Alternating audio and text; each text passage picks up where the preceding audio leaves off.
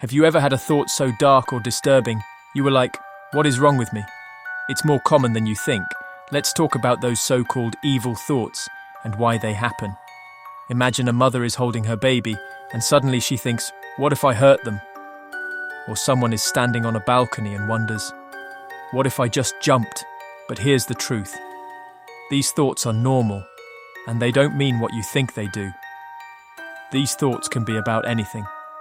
Imagining yourself pushing a stranger onto the subway tracks, picturing your house burning down with everything inside, or suddenly wondering what would happen if you slapped the person next to you for no reason, or held something fragile and imagined yourself smashing it to pieces. What about walking through a crowd and picturing yourself screaming something awful, just to see what would happen? It's as if, deep down, your brain is testing the very fabric of reality. Not because you want to do these things, but because it can imagine them. And that can feel unsettling. But why does this happen? Psychologists believe these so-called evil thoughts are actually a survival mechanism.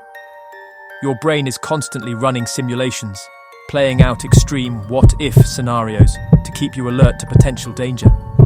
It's not a reflection of your desires or who you are. It's just your mind doing its job. I once worked with someone in CBT training who had intrusive thoughts about hurting people she was talking to. She never wanted to act on them, but the thoughts were so distressing, so overwhelming, that she didn't even want to leave her house. It wasn't the thoughts themselves that controlled her life. It was the fear of having them. But here's what's important to remember.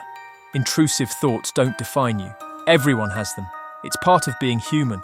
The real problem isn't the thought, it's the shame and fear we attach to it.